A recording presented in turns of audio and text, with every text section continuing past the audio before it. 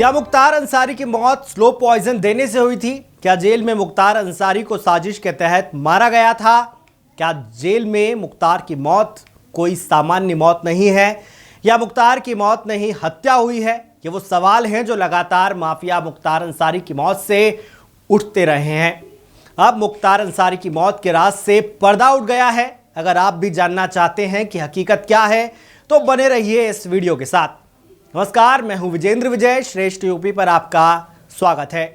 UP में कभी मुख्तार अंसारी का आतंक हुआ करता था, वही मुख्तार अंसारी जिस पर दर्जनों मुकदमे दर्ज थे। यूपी में सियासत में भी उसकी धाक हुआ करती थी। 2017 के बाद से हालात बदले और मुख्तार अंसारी पर कानून का शिकंजा कसता चला गया। मुख्तार को पंजाब की जेल से यूपी की बांदा जेल में शिफ्ट किया गया, जहां 28 मार्च 2024 को मुख्तार अंसारी की अचानक तबीयत बिगड़ गई। जिसके बाद मुख्तार अंसारी को आनन फानन में बांदा के मेडिकल कॉलेज में भर्ती कराया गया, जहां इलाज के दौरान मुख्तार की मौत हो गई और मेडिकल रिपोर्ट में मौत की वजह हार्ट अटैक बताई गई। तब मुख्तार के परिजनों ने मेडिकल रिपोर्ट पर सवाल खड़े करते हुए आरोप लगाया था कि मुख्तार की मौत नहीं हुई है, बल्कि मुख्तार की हत्या की गई है। परिवार वालों ने आरोप लगाया कि मुख्तार की मौत धीमा जहर देने यानी स्लो पॉइजन देने की वजह से हुई है, जिसकी वजह से ये मौत नहीं हत्या है। कि जो व्यक्ति 18.5 साल से जेल में बंद है, कई मामलों में सरकार खुद छाती फुलाती है कि हमने बहुत मजबूत पैरवी करके सजा करा दिया, और आज उसको जेल में जहर दे करके खुद उसने अपने जीवित रहते आरोप लगाया, लिखित दिया, अदालत के सामने बयान दिया।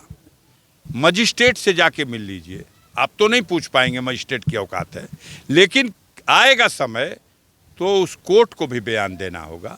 खुद मुख्तार ने कहा है कि मुझे जहर दिया गया है, और इस जहर के असर से अगर मुझे तत्काल गंभीरता से इलाज नहीं कराया गया तो मेरे प्राण चले जाएंगे। और ये सरकार और जेल का प्रशासन और डॉक्टरों की मिली भगत से मेरी हत्या किए जाने का कुचक्र है। इन आरोपों पर बांदा के जिला अधिकारी ने मुख्तार की मौत की मजिस्ट्रियल जांच के आदेश दिए थे।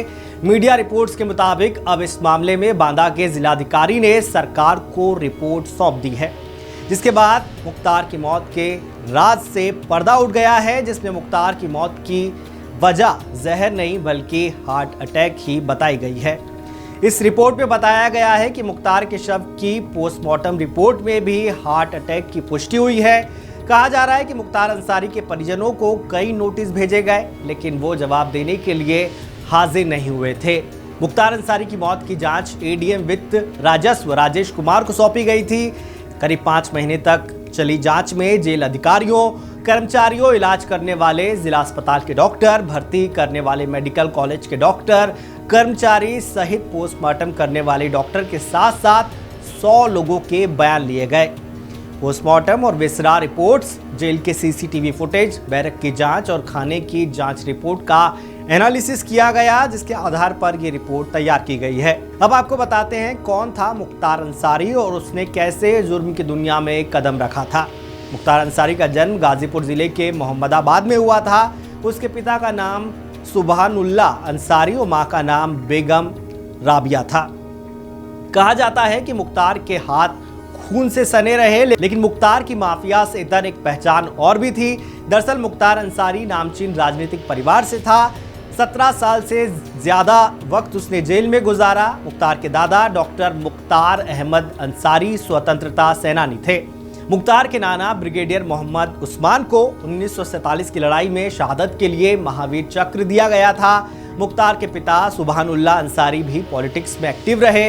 वहीं पूर्व उपराष्ट्रपति हामिद अंसारी रिश्ते में मुख्तार के चाचा लगते हैं।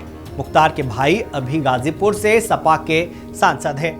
ये भी जान लीजिए मुख्तार को किस मामले में सजा हुई थी। अब आपको बताते हैं कि मुख्तार ने जुर्म की दुनिया में कैसे कदम रखा था। 1990 के दशक में मुख्तार ने अपना गैंग बनाया। कहा जाता है कि मुख्तार ने कोयला खनन और रेलवे के कई ठेके लिए और देखते ही देखते 100 करोड़ का कारोबार खड़ा कर लिया।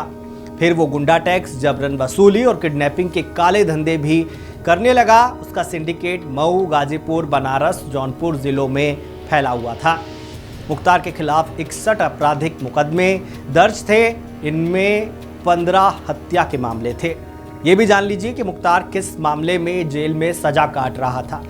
दरअसल 2006 में कृष्णानंद राय की हत्या के एक प्रमुख गवाह शशिकांत की संदिग्ध हालत में मौत हो गई थी। 2004 में डीएसपी शैलेंद्र सिंह ने मुख्तार अंसारी के ठिकाने से लाइट मशीन गन बरामद की थी। मुख्तार के खिलाफ पोटा के तहत केस दर्ज किया गया था। 2012 में संगठित गैंग चलाने के लिए मुख्तार पर मकोका के तहत भी मामला दर्ज किया गया था। अप्रैल 2023 में बीजेपी नेता कृष्णानंद राय की हत्या के आरोप में कोर्ट ने उसे 10 साल की सजा सुनाई थी। वहीं 13 मार्च 2024 को एक आर्म्स लाइसेंस केस के मामले में अंसारी को उम्र कैद की सजा सुनाई गई थी। बहरहाल मुख्तार की मौत कैसे हुई ये सबको पता चल गया है। रिपोर्ट में हार्ट अटैक की पुष्टि की गई है और स्लो पॉइजन की बात को खारिज किया गया है। ऐसे में इस मामले में अब मुख्तार का परिवार क्या कुछ कहता है, ये देखने वाली बात होगी। यूपी की हर खबर देखने और उनसे अपडेट रहने के लिए हमारे चैनल श्रेष्ठ यूपी को सब्सक्राइब और लाइक करें। साथ ही बेल आइकन को दबाना ना भूलें, जिससे हमारे हर वीडियो की जानकारी आप तक पहुंचती रहे।